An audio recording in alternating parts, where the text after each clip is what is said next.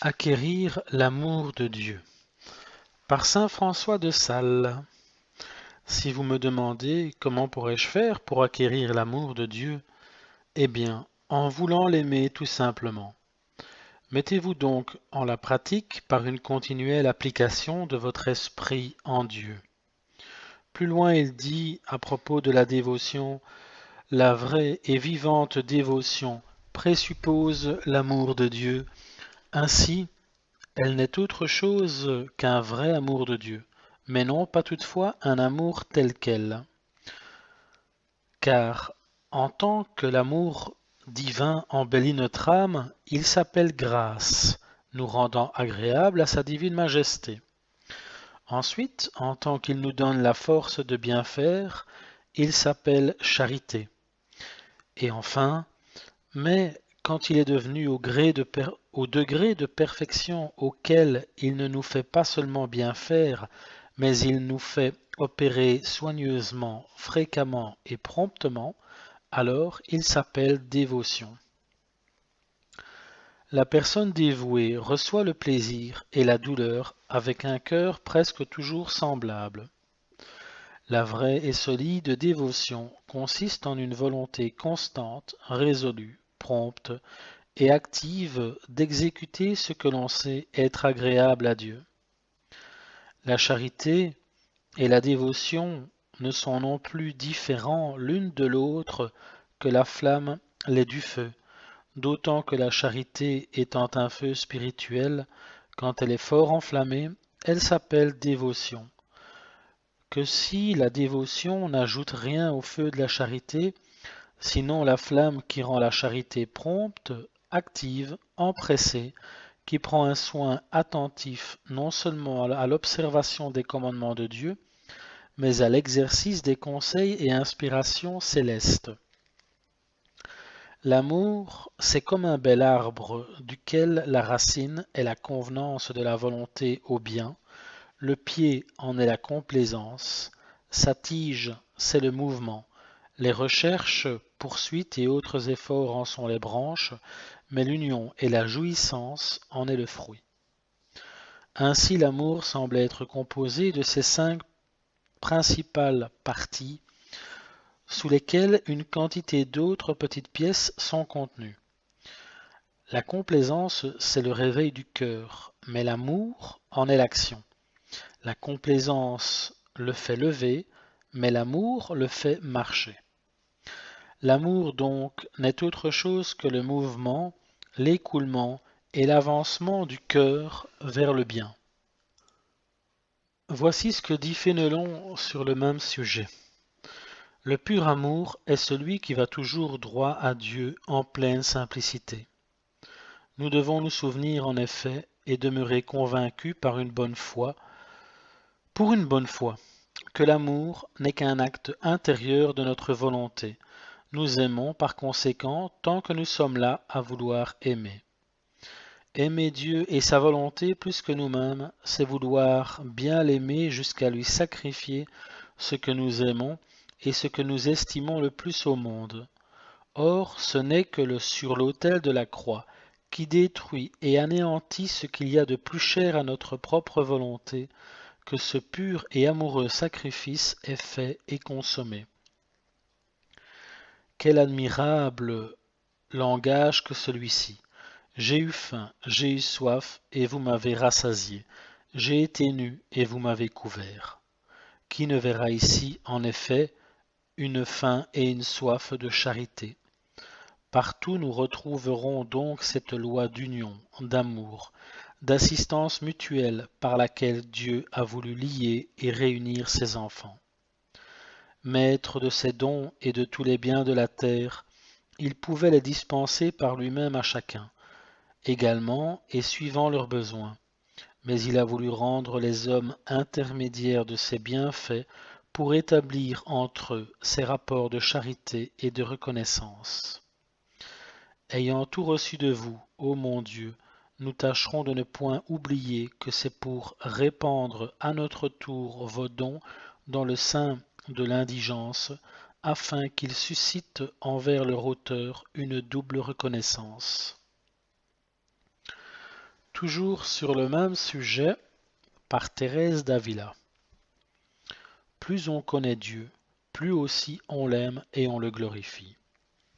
Lorsque Dieu montre clairement à une âme ce qu'est le monde et le peu qu'il vaut, ainsi que l'existence d'un autre monde, la différence qu'il y a entre les deux, l'éternité de l'un, le songe rapide de l'autre, lorsqu'il dévoile ce que c'est que d'aimer le Créateur ou la créature, lorsque l'âme connaît cela, non seulement par son intelligence ou par la foi, mais par son expérience, ce qui est bien différent.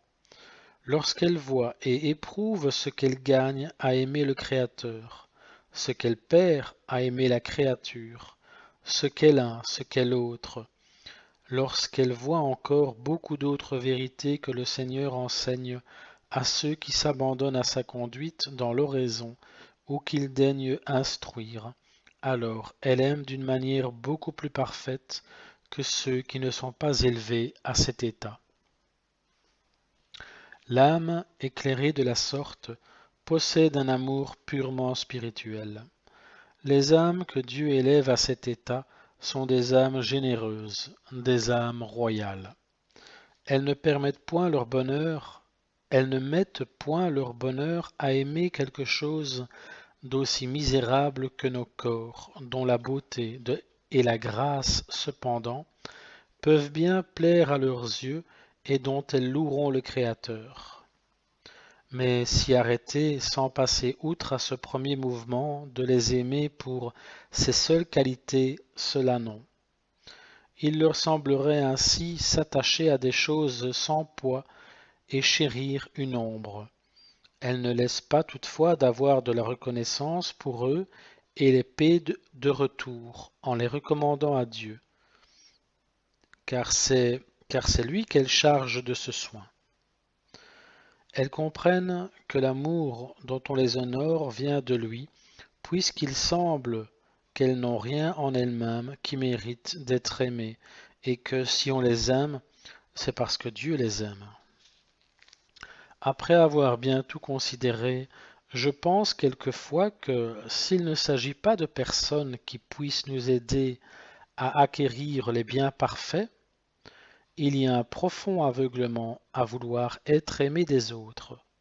Remarquez en effet que si nous désirons l'affection du prochain, nous y recherchons toujours quelque intérêt ou une satisfaction personnelle. Quel profit pouvons-nous donc retirer à être aimés?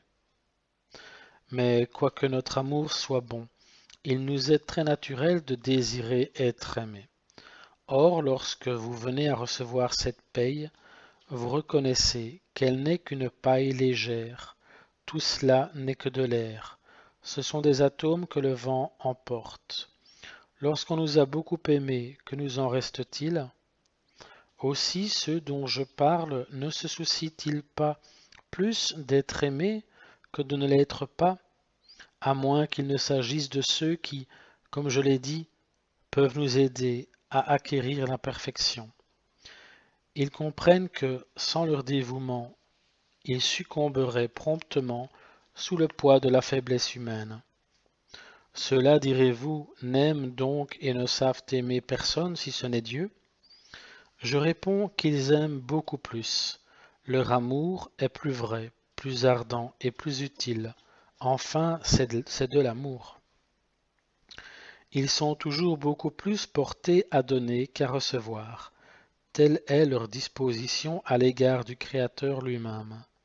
Leur amour, je vous l'assure, est vraiment digne de ce nom, tandis que ces affections basses de la terre l'ont usurpé et ne le méritent point. Usurper veut dire s'emparer. Vous me direz encore, s'ils n'aiment pas les choses qu'ils voient, sur quoi se porte leur affection? À la vérité, ils aiment ce qu'ils voient et s'affectionnent à ce qu'ils entendent. Or, ce qu'ils voient est stable. Si donc ils aiment, ils ne s'arrêtent pas au corps. Ils jettent le regard sur l'âme et examinent s'il y a en elle quelque chose qui mérite d'être aimé. S'ils n'y découvrent encore rien à aimer, mais seulement quelques commencements de vertu ou quelque disposition au bien qui permet de supposer qu'en creusant cette mine on y découvrira de l'or, leur amour ne redoute aucune fatigue. Les choses les plus pénibles, ils les accomplissent volontiers pour le bien de cette âme. L'amour fait considérer le travail comme un repos. L'amour seul donne de la valeur à toute chose.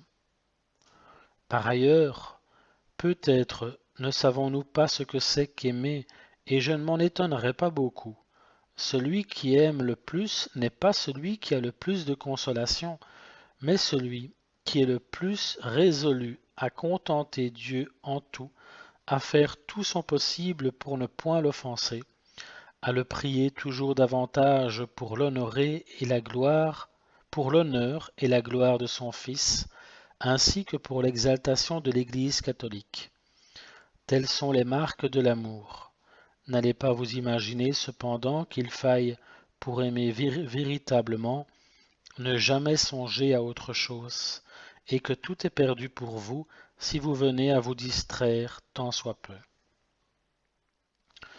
Toujours sur le même sujet, par sainte Catherine de Sienne. Dieu lui dit, je veux que tu saches que toute imperfection et que toute perfection s'acquiert en moi et se prouve par l'attitude que l'on a envers moi. Elle s'acquiert et se prouve également par l'attitude que l'on a envers le prochain. Je vous demande de m'aimer du même amour dont je vous aime. Cela vous est impossible, puisque moi je vous ai aimé sans être aimé. Tout l'amour que vous aurez pour moi sera toujours une obligation d'amour et non pas une faveur, c'est votre devoir. Mais moi je vous aime par grâce et non par obligation. Aussi ne pouvez-vous pas me témoigner cet amour que je vous demande. C'est pourquoi je vous ai offert un moyen, votre prochain. Vous n'avez qu'à faire à lui ce que vous ne pouvez pas faire à moi-même, c'est-à-dire l'aimer sans condition, par grâce, sans en attendre aucun profit. Je considère fait à moi-même ce que vous faites pour lui. C'est ce que vous montra ma vérité quand elle dit à Paul qui me persécutait, « Saül, Saül, pourquoi me persécutes-tu » Elle considérait que Paul me persécutait en persécutant mes fidèles. Ainsi donc cet amour doit être pur. Avec le même amour dont vous m'aimez, vous devez aimer votre prochain.